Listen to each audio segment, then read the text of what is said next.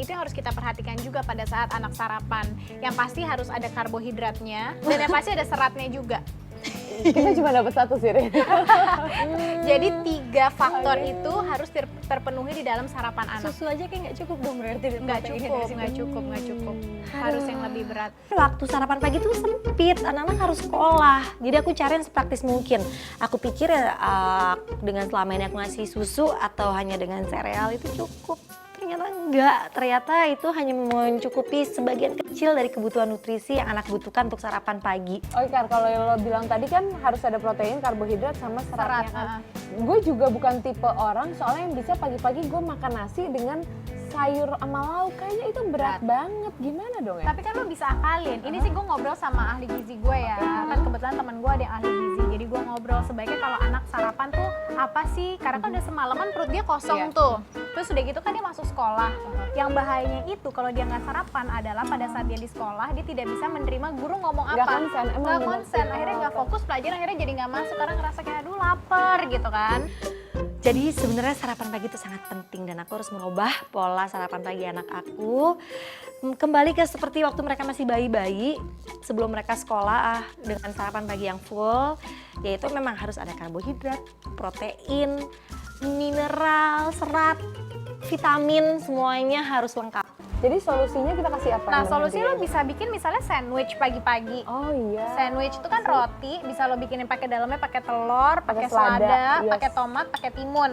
Oke. Dia sama karbohidrat daging ya, sama daging atau sama tuna gitu kan. Jadi kan itu kan karbohidratnya ada dari roti, seratnya ada dari sayuran, sama satu lagi proteinnya ada dari telur.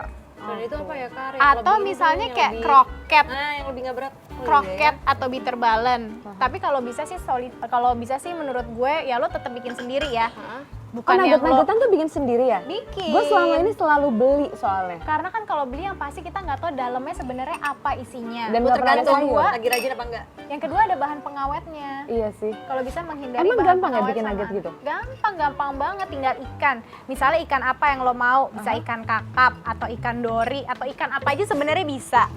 Tinggal lo rebus tuh ikan, terus lo bikin pakai tepung. Jadi misalnya lo sedia udah tepung terigu, Kita bisa kasih sayur juga ya? bisa kasih sayur dalamnya, bisa si ikan itu pakai sayur. Udah kan itu udah jadi tuh, lo frozen kan, taruh di freezer. Besoknya tinggal digoreng.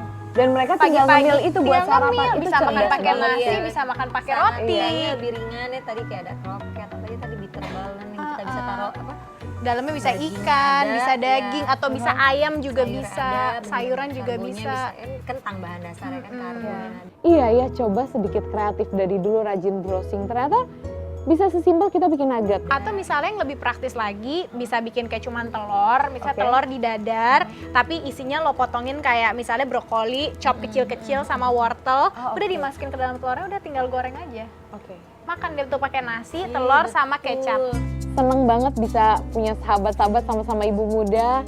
Kita meng-compare kamu menerapkan apa sama anak, ngasih apa ke anak, dan itu juga bisa kita terapin juga ke anak kita. Jadi penting sekali buat semua ibu kita saling berbagi, kita tambah pengetahuan terus, kita juga rajin browsing. Jadi itu apa ya? Jadi itu bisa membuat kita makin terampil juga untuk ngadepin anak-anak kita. Karena ini hari ini kita punya masalah ini nih, besok masalahnya udah beda lagi. Dan tiap hari pasti ada hal-hal baru yang akan kita temukan dengan anak-anak kita.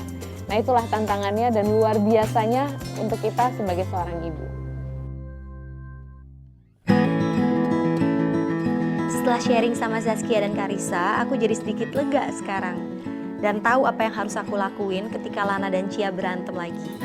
Dan gimana caranya ngajarin kepada Lana agar berani bersikap sehingga nggak selalu menjadi orang yang mengalah. Dan aku baru tahu juga nih, kalau sarapan itu ternyata penting banget untuk anak-anak. Nggak hanya dapat meningkatkan konsentrasi, tetapi juga membantu mempertajam ingatan anak saat belajar. Jadi, mulai sekarang, aku akan buatin sarapan pagi untuk anak-anakku setiap hari. Nah, sekarang aku mau bikin nugget sayur buat anak-anak. Kenapa nugget sayur? Karena di dalamnya nggak cuma ada proteinnya aja, tapi juga ada serat.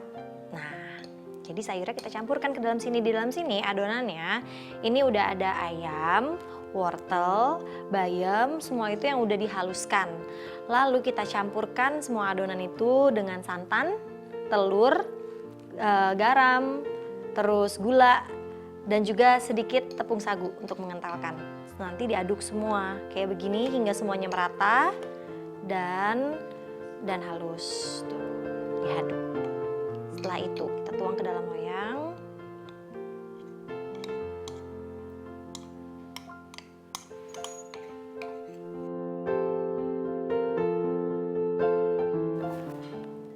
Buat yang ingin menambahkan sayur lebih banyak agar lebih banyak seratnya juga bisa.